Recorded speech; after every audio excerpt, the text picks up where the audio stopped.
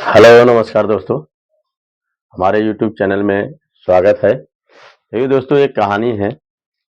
एक व्यक्ति होता है जिसकी उम्र 35 साल होती है।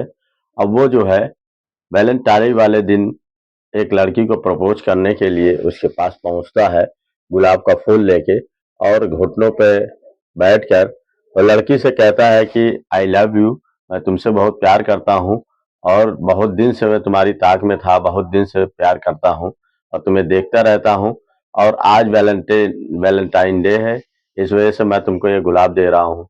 वो लड़की कुछ बोलती नहीं है, वो वहां से चली जाती है। उसके बाद जो है, उसकी कुछ देर बाद उस लड़के की हत्या कर दी जाती है। तो अब हत्या करने वाला कोई नहीं, उसका पिता होता है। वो दोस्तों ऐसा क्या, मतलब डायरेक्ट उसकी हत्या क्यों कर देता है, आखिर ये सुनकर आप भी हैरान हो जाएंगे और सोचने पे मजबूर हो जाएंगे कि कोई पिता मतलब इतनी सी बात पे किसी की हत्या कैसे कर सकता है। आइए कहानी आप लोग को विस्तार पूर्वक सुनाते हैं। कहानी अच्छी लगे तो लाइक शेयर कमेंट जरूर करिएगा।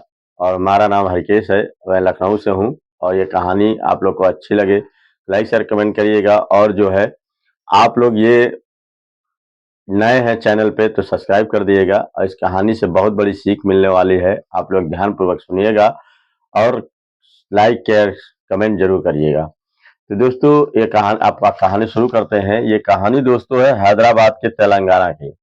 वहां पे नाराखेल पुलिस स्टेशन होता है। वहीं पे एक औरत जो है 2 बच्चों के साथ आती है और कोतवाल से साहब से कहती है कि साहब, मैं 3-4 दिन से अपने बच्चे को अपने हस्बैंड को ढूंढ रही हूँ और वो मेरे हस्बैंड मिल नहीं रहे हैं। मैंने सब जगह पता किया, सारे जगह रिश्तेदारों में पता कर लिया। लगता है कि उनकी किसी ने हत्या कर दी है या तो उनको कुछ कोई उनके साथ हादसा हो गया है। इस पे से कोतवाल साहब कहते हैं कि क्या मतलब, कोई किसी से रंजिश थी, किसी से लड़ाई झगड़ा था क्या, आखिर क्या माजरा है। तो कहते हैं कि पता नहीं, मुझे तो नहीं पता, लेकिन जो है ऐसे ऐसा क्या हो गया कि जो है, अब हम लोग 3-4 दिन से कुछ खाना पीना भी नहीं खाए हैं, वही घर का खर्चा चलाते थे किसी तरीके से, हम लोगों का पेट पालते थे, और वे बच्चे भी भूखे हैं। वो रोने लगती है। इस पर से वो कोतवाल साहब को बहुत दया आ जाती है। वो कहते हैं कि देखो, रो मत, आखिर बताओ आखिर क्या बात है, कब से क्या मैटर है, अभी तो मैं पूरा जानता नहीं हूँ।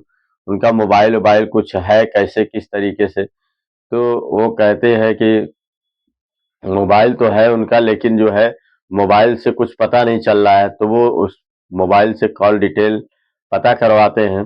जब मोबाइल से जब कॉल डिटेल पता करते हैं तो वहाँ पे एक खालिद खालिद नाम का लड़का होता है। उसके मोबाइल नंबर बार उसी दिन 13 तारीख की जो है, घटना वाले दिन उसी के पास नंबर ये जाता है। तो पुलिस जाती है और उसे जो है खालिद को पकड़ के लाती है। और लाने के बाद उससे पूछताछ करते हैं कि आखिर तुम्हारे उस दिन जो है 13 तारीख को इस जो शख्स है दशरथ, उनका नाम दशरथ होता है, तो दशरथ के पास तुमने फोन किया था। तो वो कहता है कि हाँ, दशरथ के साथ मैंने फोन किया था, लेकिन मैंने ये नहीं सोचा था कि इसकी हत्या जो है गोपाल कर देगा। तो कहता है कौन गोपाल, आखिर क्यों गोपाल ने हत्या की। तो कहता है कि मुझे केवल इतना बताया गया था कि तुम उस आदमी को जो है, दशरथ को जो है, किसी तरीके से फोन करके बुला लो, क्योंकि तुम्हारी बहुत उससे बनती है और तुम्हारी उसकी दोस्ती है, तो तुम उसको यहाँ पे बुलाओ, मुझे उससे थोड़ा काम है। और मैंने उसे फोन करके बुलाया, मुझे ये नहीं पता था कि आखिर ये लोग जो है उसे मार ही डालेंगे। तो ये लोग जो है उसको डंडे से मारा है, और मारने के बाद मैं वहां से भाग गया, लेकिन मेरा कुछ में कोई कसूर नहीं है और मैंने उनका कुछ नहीं किया है। तो इस बात पे कोतवाल साहब को जो है बहुत ही गुस्सा आता है, और गोपाल को जब पता लगाते हैं तो पता चलता है कि इनके गांव के ही 3-4 घर छोड़ के वो गोपाल रहता है। तो उसको जो पकड़ के लाते हैं तो गोपाल से पूछताछ करते हैं कि आखिर तुमने जो है इसको, दशरथ को आखिर क्यों मार डाला, आखिर क्यों मारा। तो दशरथ कहता है, दशरथ को तुमने इतना बेदर्दी से क्यों मारा, क्योंकि उसके भी तो बच्चे हैं। तो इस बात पे वो गोपाल कहता है, गोपाल एक किसान होता है, वो आता है कहता है साहब, ये जो दशरथ है, ये मेरी बेटी को कम से कम तो एक 5-6 महीने से परेशान कर रहा था। मेरी बेटी कभी मुझसे बता नहीं रही थी, और ये मेरी बेटी से छेड़छाड़ करता है और उसके साथ गलत हरकत करता था, लेकिन वो कभी बताती नहीं थी। लेकिन वैलेंटाइन डे वाले दिन 13 फरवरी को इसने तो हद ही कर दी। तो कहे ऐसा क्या किया? तो कहते हैं उस दिन ये जो है गुलाब का फूल लेके आया और मेरी लड़की को कहने लगा आई लव यू, और जो है उसका हाथ पकड़ लिया और जो जबरदस्ती करने लगा। तो ये बात मेरी लड़की रोते हुए आई और मुझसे बताया कि जो बगल में जो गोपाल चाचा है, दशरथ चाचा हैं, ये जो है मेरे साथ बदतमीजी करते हैं और मेरा हाथ जबरदस्ती पकड़ लिया है और मुझे पता नहीं क्या क्या आई लव यू बोल रहे थे और मेरे साथ गलत निगाहें से ये इशारा करते हैं। तो ये मुझे बहुत ही खराब लगता है। आज से मैं पढ़ने नहीं जाऊंगी। इस बात पे जो है मुझे बहुत गुस्सा आता है और मैं पूछने के लिए जो है दशरथ के पास जाता हूँ। तो दशरथ जो है शॉर्टकट में कुछ बोलता नहीं है और कहता है कि तुम जाओ अपना काम करो, मुझे मुझे तुमसे कोई बात नहीं करनी है। इस बात में मुझे और गुस्सा आ गई और मैं जो खालिद से जो इसको फोन करवाया और फोन करवाने के बाद जो है मैं इनको बुलाया और बुलाने के बाद मैं 5-6 दोस्तों को जो है अपने पास इकट्ठा किया और मैं इनको ले जाके पहाड़ी के पास जो है ऊपर ले गया और ले जाने के बाद डंडे से, कई डंडों से इनके ऊपर वार किया और वार करने के बाद जो है इनको इतना मारा, इतना मारा, इतना मारा कि इनके पूरे पूरे शरीर पे जो है खूने खून हो गया और उसके बाद ये गिर गया। गिरने के बाद फिर हम लोग डंडे से इतनी देर तक मारा कि जब तक वो मर नहीं गया तब तक हम लोगों ने छोड़ा नहीं और उसकी वहीं से जान निकल गई।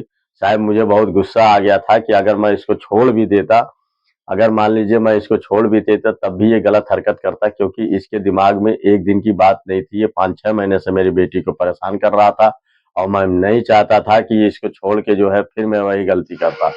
तो इस बात पे कोतवाल साहब कहते हैं कि तुम्हें मारने की ऐसी क्या जरूरत पड़ी? क्या तुम पुलिस में रिपोर्ट नहीं लिखा सकते थे? पुलिस में रिपोर्ट लिखाते तो हम लोग उसका एक्शन लेते। अब इससे तो तुम अपना भी परिवार खराब कर लियो हो, तुम भी जेल में बंद रहोगे, तब तो तुम इतनी जल्दी छूटोगे नहीं, क्योंकि या तो उम्र कैद होगी या तो फांसी होगी, दो में से एक काम होगा। तुमने अपना भी घर बर्बाद कर लिया और उसका भी घर बर्बाद कर दिया। बताओ, दो बच्चे के पिता है वो और दो लड़कियां उसकी हैं और तुमने उसको उसको जो है समझाने के बजाय जो है तुमने इतना डंडे लाठी से उसे मारा कि मारने में उसकी जान ही ले ली। अरे आखिर उसने कहा ही था। तुम ये बात हम पुलिस वालों को या किसी को बता भी तो सकते थे।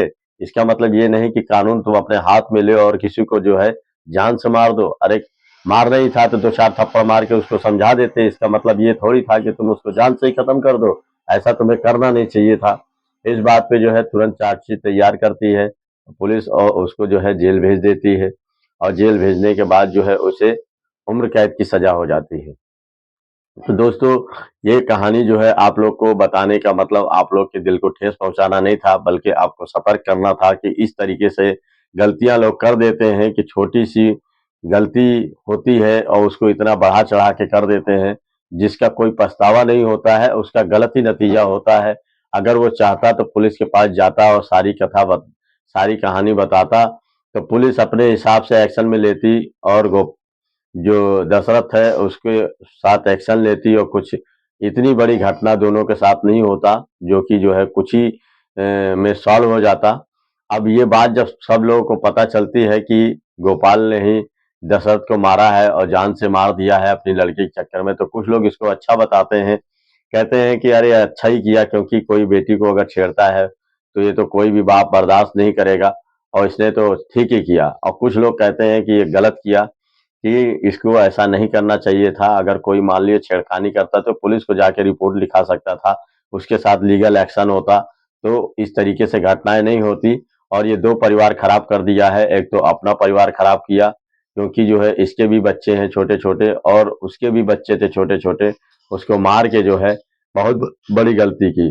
दोस्तों, ये आप लोग कमेंट करके बताइएगा कि आखिर ये जो गोपाल है ये इतनी बड़ी जो घटना किया है, अच्छा किया कि बुरा किया, आप लोग कमेंट करके जरूर बताइएगा। वैसे दोस्तों, हमारे ख्याल से तो अच्छा नहीं किया, क्योंकि दो परिवार खराब कर दिया इसने। अगर ये चाहता तो पुलिस के पास जाता और इसकी सुनवाई होती और उस तरीके से जो है पुलिस दोनों को समझा देती, लेकिन इस तरीके से घटना नहीं होती। तो दोस्तों, हमारा कहानी सुनाने का आप लोग के दिल के ठेस पहुंचाना नहीं था, बल्कि आपको जागरूक करना था कि इस तरीके से अगर केस होता है तो केस अपने हाथ में ना लीजिए, बल्कि जो है आप सतर्क रहिए और पुलिस को इस बात की सूचना दीजिए, क्योंकि ये सब काम पुलिस का है, कानून अपने हाथ में लेने का नहीं है। बल्कि हम आप लोगों से यही गुजारिश करते हैं, इस कहानी से यही सीख मिलती है कि कानून अपने हाथ में नहीं लेना चाहिए दोस्तों, बल्कि उसका सॉल्यूशन निकालना चाहिए। नमस्कार।